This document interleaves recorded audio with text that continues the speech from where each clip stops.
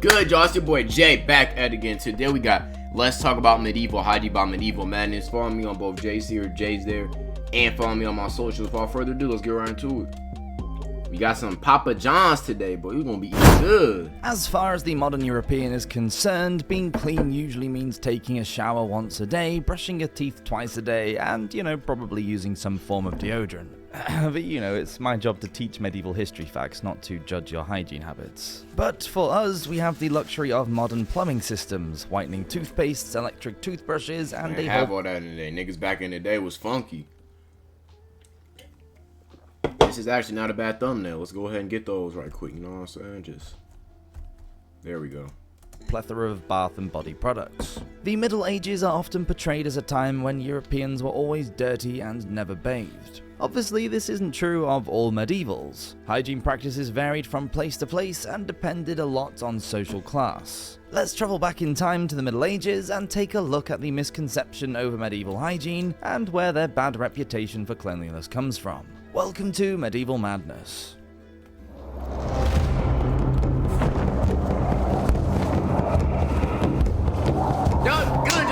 Jay back at it again, and today we got every major U.S. court crimes of 20 minutes by the pain explainer. No yapping. Another video recorded.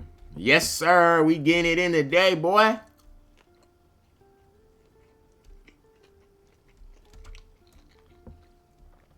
Get back to the vid.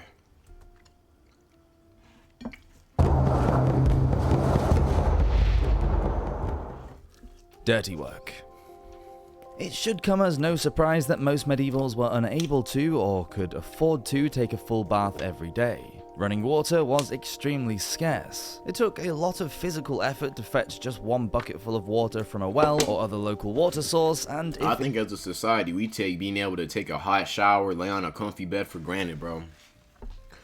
Nigga, like, that shit crazy. Like, I know a lot of stuff is happening now, but, like, the fact that niggas can just head ass, you can change how hot or cold you want the water to be. You can do all this, that's wild, I ain't gonna front. If it wants to be heated, precious fuel would have to be used. I kind of see it as a catch-22. The amount of physical labor and sweating that you'd do whilst gathering the water means that you're probably going to need a second bath to get properly clean anyway. According to monastic regulation, monks were only allowed to bathe once or twice a year, unless they were sick and required nasty ass nigga. Niggas stankin', bro. The medicinal baths, which are advised in several medical texts. Why them diseases be spread? Niggas only bathing once or twice a year, my nigga. In rivers and shit. Fish swimming across your ankles, parasites crawling in your rear end and all that. Like, that shit. After all, early Christians believed that remaining unwashed was the way to go. They refused to bathe as a form of self-discipline and non-indulgence in a behavior that caused suffering to themselves, as they believed Christ had suffered for them. Although they were known to wash their hands and faces, as was common for all clerics and laypersons alike. In a world where around 80% of people carried out some sort of physically demanding work, and eating was mostly done with the hands, it's likely that some form of washing was done on a daily basis, although it was likely just a quick swill.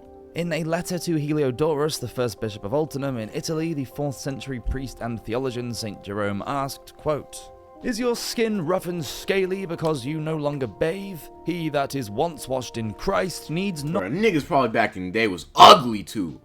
You know what I'm saying, to an extent. Like, they ain't had no skincare routine. Their diet was probably not as bloated and full of chemicals and pesticides like ours is, but at the same time, them niggas wasn't bathing, they didn't have skincare, they wasn't drinking water like that.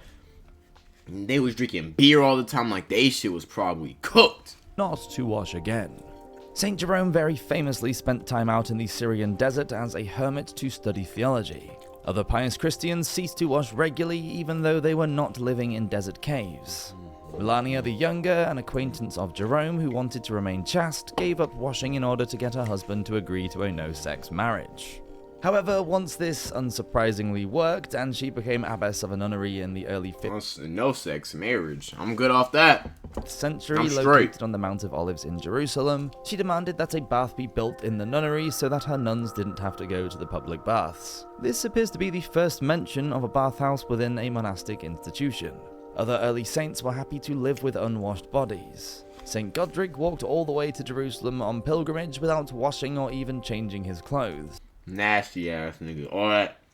all that boo-boo juice, all that sweat, all that hair follicles just building up on your shit. This is disgusting. St. Francis of Assisi referred to a dirty body as, quote, a stinking badge of piety, and praised any fellow monk who had a filthy cell.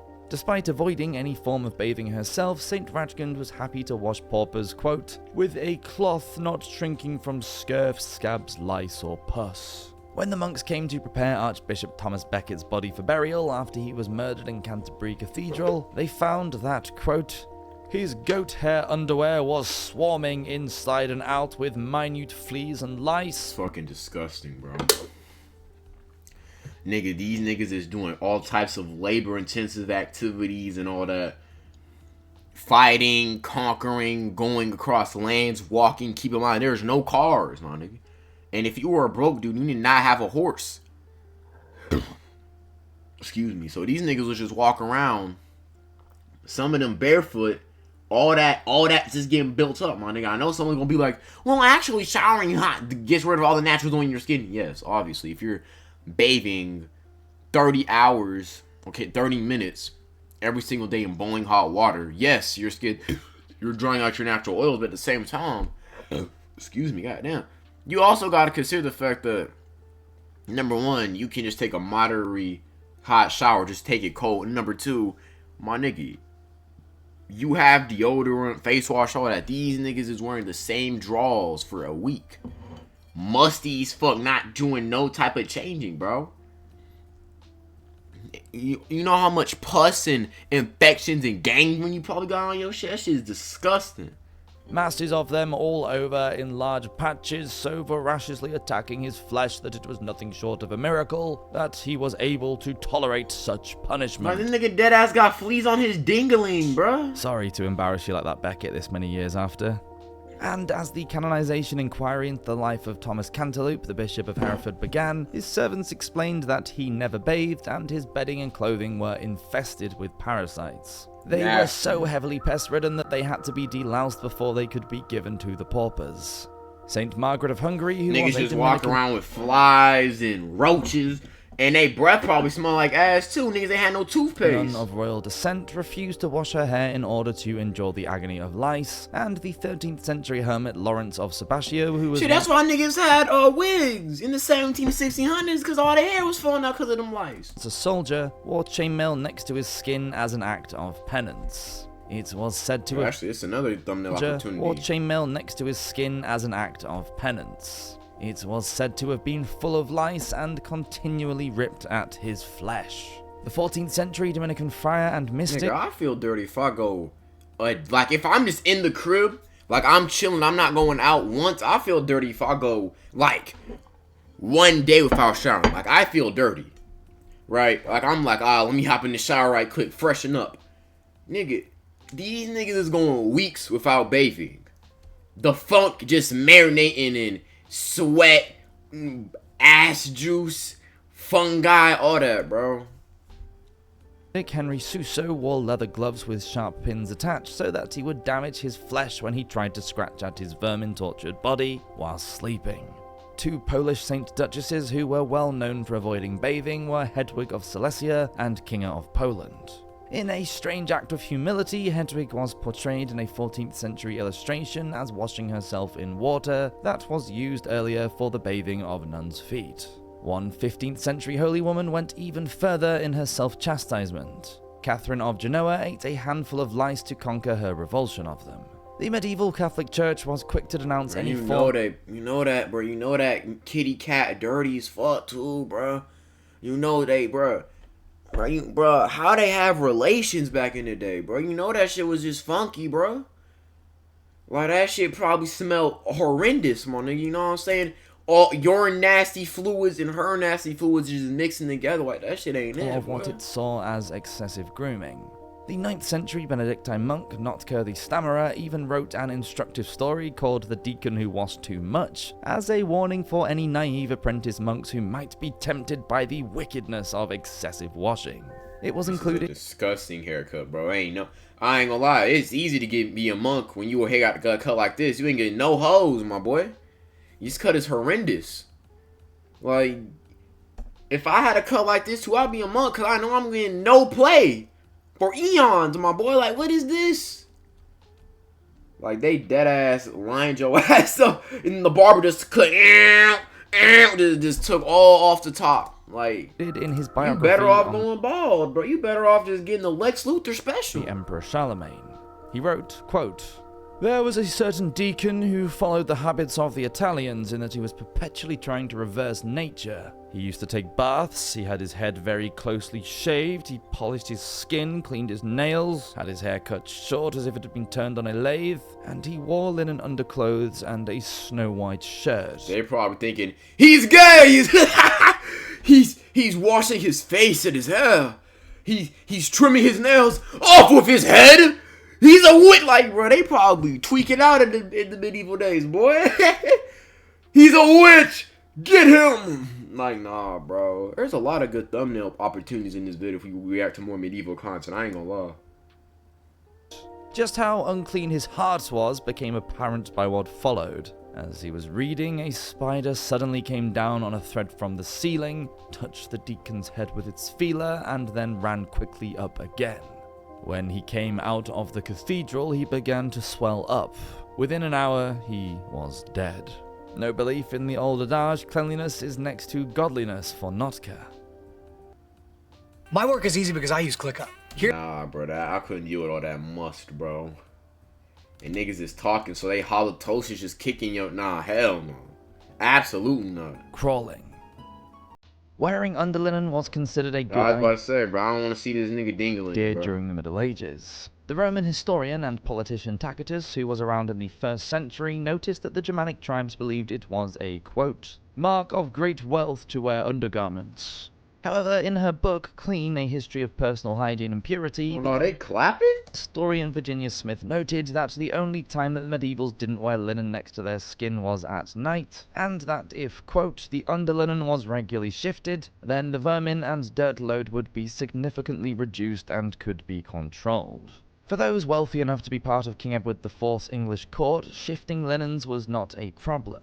Royal accounts show that money was regularly given to the launderer there. The Lavender Man, as he was known, bought, quote, "sweet flowers and roots to make the king's gowns and sheets breathe more wholesomely and delectably," in what was a sort of 15th century scented fabric booster. Poor student Thomas Platter had a much harder time in 1499 Germany, though, picking out the parasites from his clothing. He jokingly wrote, quote, "You cannot imagine how the scholars young and old, as well as some of the common people, crawled with vermin. Often, particularly in the Niggas just got rats and fleas and knickknacks on their shirt. It's disgusting. summer, I used to go and wash my shirt. Man, you dap a nigga up, a whole roach just fly on your ass.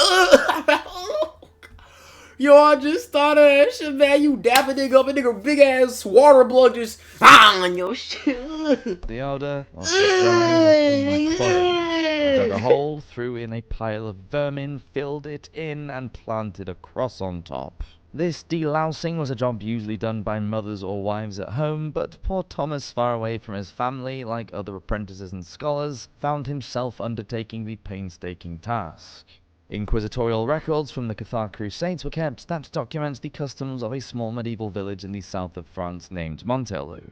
They state that during the 14th century, this type of grooming went on all the time, and, quote, "mistresses diligently deloused their lovers, serving maids their masters, daughters their mothers, and mother-in-laws their future son-in-laws." The Clergue family were wealthy and well thought of in the village. Pierre Clergue, the priest, was deloused by his two mistresses, Raymond and Beatrice, who was of noble birth. Sometimes, quote, "in bed or by the fire, or at the window, or on the shoemaker's bench." Raymond also, quote, "deloused Pierre's mother in full view of everybody in the doorway of the house, retailing the latest gossip as she did so." The Clergues, as leading citizens, had no difficulty in finding women to relieve them of their insect life. In the 12th century, Niggas just swarming with roaches and bugs and wasps. It's the vile. Embryos of Normandy, chronicler of the Third Crusade, wrote about how the only women who were allowed to travel with the army were, quote, "the good old charwomen who washed heads and linen and were left deft as monkeys in removing fleas." The French historian Emmanuel Leroy-Ladurie reminds us that in Montelou, like many other medieval villages, quote, "The people slept several to a bed, drank out of the same cup, and ate from the same plate." And y'all wonder why disease spreading, bro. You got a bunch of bro, here's why medieval people and the medieval world as a whole had so many diseases and plagues and whatnot. You had a bunch of people, right? 6 to 8 people sleeping in a bed. You had multiple people sleeping in a bed, right? Keep in mind, they are not bathing consistently. They ain't got no soap, no toothbrush, no toothpaste. They ain't got no bonnets, do-rag. They ain't got nothing covering nothing, bro. Sleeping on hay in beds. So all the must just been marinating all day. All the sweat, booty juice, foot fungi just been chilling on you for days. And it's going to be as a collective, so it's going to be spreading, right? Then these niggas going to drink out the same cup. They drinking out the same ale, the same bottle of ale, and they eating from the same plate. So imagine you eating a piece of bread, and nigga just, nigga got your drink. And these niggas wonder why the Black Plague and all these other diseases spreading. Y'all niggas is living treacherously, bro. Like, I'd be dead. Like, bro, imagine nowadays you drink from a drink, a random nigga just puts his lips on that. I don't know where you be at, bro. I don't know how you be moving, bro. You can't be doing those, bro. And, quote, "They did not shave or wash often. They did not go bathing or swimming." Bro, imagine you just laying in bed, all that booty juice. Niggas, that shit probably smelled like a hippo snout. You know niggas back in medieval times smell like giraffe sex, rhinoceros tusk, goddamn. They probably smell like fat ass nigga titties and shit. That shit was disgusting, bro. They probably smell like a yoga mat in a jail cell, bro. Their ass was probably funky in the hole, bro. They probably smell like old ass panties that been through a whole mudslide. Like, that is disgusting, bro. Ugh. In Montelou, quote, "If delousing was common, then washing when it existed took no notice of the anal and genital areas, but was restricted to those parts." Oh my god, so these niggas wasn't washing their ass? They wasn't washing the shaft nor the cooch? Oh my god. How did they have relations? How do you undergo that process when they stinking like this, boy? Boy, they had nose plugs or something, cause ain't no way, boy. These niggas walk around nomads, walking from town to town, city to city, boy, dealing with farm animals and pigs, and they ain't washing your ass. They ain't getting no soap in the rear end. They don't put none of that. And they wonder why these niggas is living till 40 years old, boy. Cause you not washing your nuts. All that cheese, all that gangrene just building up in your shit. That's why y'all niggas catching diseases. Y'all nasty, bro. Y'all are sick.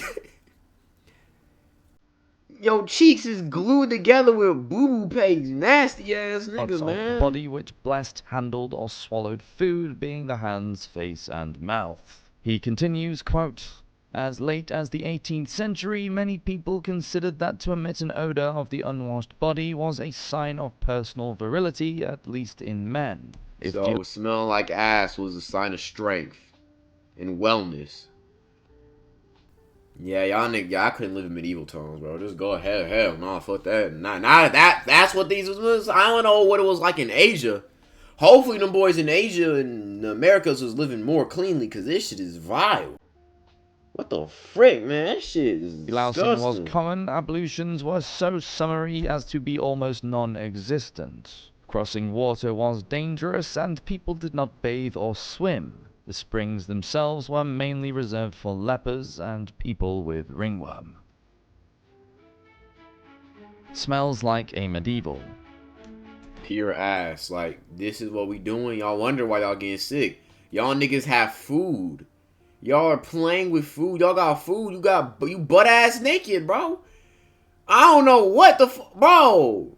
Can I even show this in the video, bro? This nigga got his dingling on my screen, bro. Yo, oh, bro.